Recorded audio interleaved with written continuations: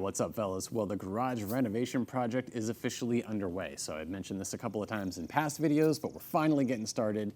I don't quite know how long all of this is going to take, hopefully not too long, but I figured I would make this a small series, put this stuff in a playlist if you're into the whole garage renovation kind of, videos.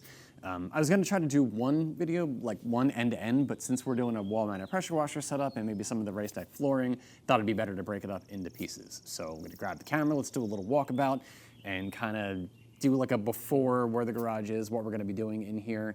And yeah, so again, we'll just kind of paste this out into a series of videos. Super excited. Let's go see. All right, well, first the elephant in the room, the Supra. So never mind that for the moment. This will be my today project to get the subframe remounted. That is a very long story. Did I even talk about the subframe? How there was a giant gash in the original, we had to replace it with one. You know what, that's another story. That's a later today me problem. At least it passed inspection, so that's good. So it's officially titled and tagged and everything, so good on that. So let's talk about the garage. So this is a 2-car standard, pretty standard, 20 by 25 feet, and I believe a 10 or 11 foot ceiling garage. Now, in terms of what we've done to the garage so far, it's been admittedly pretty minimal. However, there are a couple of things that will contribute to the overall project. Actually, we did replace the garage door openers when we moved in. Plumbing and electrical. Originally, the garage just had the one outlet on the back wall there, and of course the ones for the garage door openers on the ceiling. But that back wall outlet shares some stuff with the dining room, and so totally inadequate for what we need to do in the garage, especially by means of running a pressure washer and all that other stuff. So we actually had an electrician come out and put 2 outlets on this wall, and then 2 on that wall, each of them running through their own dedicated 20 amp breakers. So more than enough power out here. And then for plumbing, so last year we had a plumber come out and add hot and cold spigots in here. So for washing the car, I didn't have to run to the outside water supply, which is great. But I didn't really think ahead for a wall-mounted pressure washer solution. So I was using a series of splitters and joiners in order to get the bucket fill up and the pressure washer water coming out of just the cold line. The hot line we don't really use, it was just kind of like a nice option to have. So recently had a plumber come back out and add a dedicated line for the pressure washer. Now this was an attempt to get, the water line up a little bit higher to meet the pressure washer with a shorter jumper hose. That's not gonna work, don't love it. God bless him, he tried. So what I'm actually gonna do is just cut this off here and run the piping that's gonna go into the deionizing tanks, to the hose reel, to the pressure washer. It's gonna be awesome. I actually have to disassemble this today because the painters are coming tomorrow. But yeah, so plumbing and electrical, we are good to go. And then speaking of the pressure washer kit, I have an active 2.3 on pre-order, should be here at the end of the month. Super excited for that. And then again, we'll do the hose reel and the deionizing tanks all set up here. The one thing I wish I would have done, I wish I would have thought ahead on this, is have an outlet put up here for the power supply for the pressure washer instead of having to run it down here. I think that's gonna look suboptimal. Won't be too bad because it's gonna be like right in the middle here. But again, wish I would have thought about that ahead of time. But in any case, it is gonna be cool. I'm really excited for that. So first off is paint. This is one that I kind of struggled with. I wanted to do this myself. The problem is I really hate painting. Now the drywall is in pretty good condition, although it does need some repair.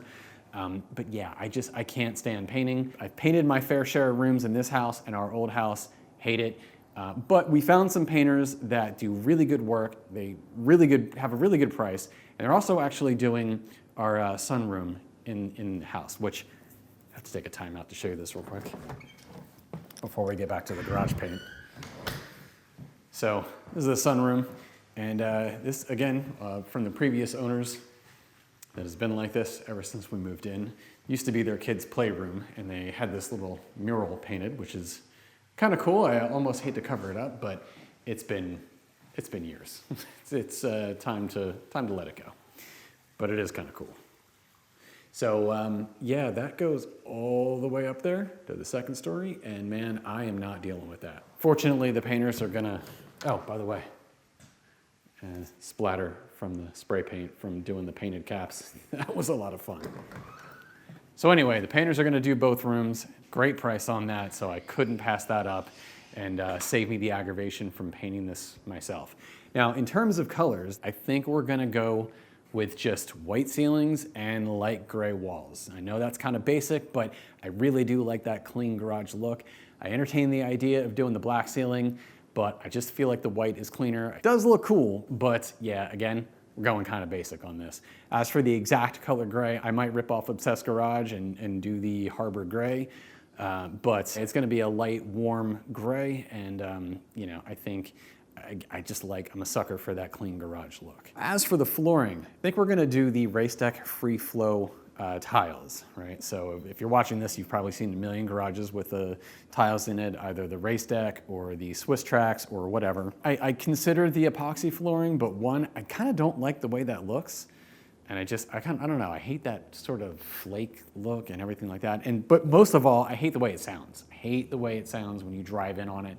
It's just that kind of, I don't know, that squeaking or whatever it is, it's not my favorite. But more to the point, I just like the way tiles look. They're easy to clean, which is also a high selling point. So we have a lot of animals. It gets really, really furry out here.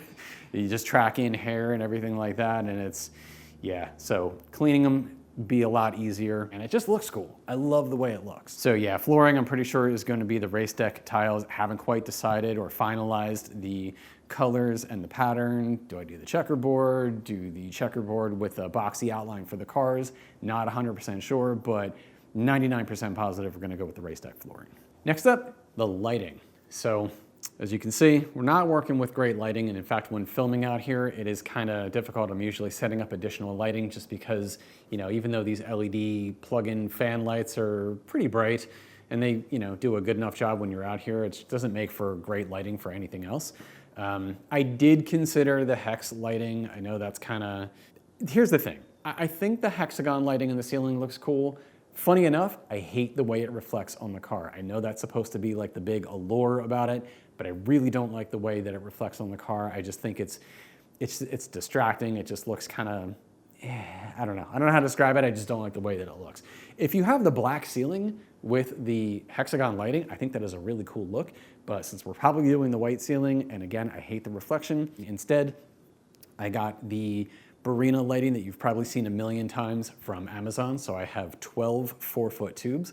So that is 48 feet of lighting. I think that'll be more than sufficient out here. So I'm gonna have 4 lanes of 3 tubes and just going straight down. I thought about putting some on the walls, but I think the ceiling will be good enough. All right, so let's see. We got the lighting, got flooring, got the paint, got the pressure washer. Last thing is cabinets and tool carts. So I have been eyeing a 56-inch US General from Harbor Freight. The one thing I don't like is that the only option that they sell for cabinets are the ones that attach to the cart, and I don't really love those. But I'm thinking a couple of cabinets along the back wall there for the detailing stuff, for the towels and products and everything else. I did consider the new age cabinets, the Bold Series cabinets, but I don't know, something about those, I feel like they're just kind of a little small. And I don't think I really need a ton of storage. And in fact, I think the 56 from Harbor Freight will be more than enough for tools, at least for now. I say that, but you know, there's always more. But for now, I think that'll be sufficient. And I would rather just have a big table set up here to have room for, you know, if I'm talking about a product or if I just, you know, to have a little bit of space for organizing if you're doing something. So I think we'll save that space for that. As for the 2 fridges, well, the in-laws were renovating a house, so we sort of inherited that one, which has made a great beer fridge. Man, then they did it again, and we got another one. It's almost the same fridge. I don't know. Do you really need 2 beer fridges? I mean, you probably could. You probably could use 2 beer fridges. I mean, who couldn't? You gotta love every time that you get something from Rock Auto. Starion. My sister had this car back in the 80s. The thing was awesome. I loved it. It played this like little jingle when the doors were open. It almost sounded like the end of The Legend of Zelda, you know, when you die and you're waiting to either restart or whatever. It's kind of what it reminded me of. All right, well, I think that is it for about now. Again, just wanted to do a little before everything gets started and kind of, you know, you gotta have the progress, right? So yeah, still got a couple of things to do in here. Got to get the Supra buttoned up. Not looking forward to that. Got to get the rest of the garage sensor wiring down. The rest, I mean like all of it. And then get a few more things out of here. But I think we can do that today. Painters come tomorrow. They start tomorrow. And yeah, man, this place is going to be awesome once it is done. Really looking forward to it. Anyway, so more videos to come, more F80 stuff to come. I will catch you in the next one. Thanks for watching. Come on, B. What you doing in here?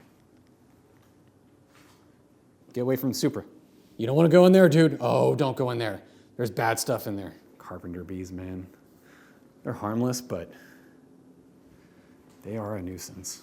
Come on, buddy. Not your car, not your problem.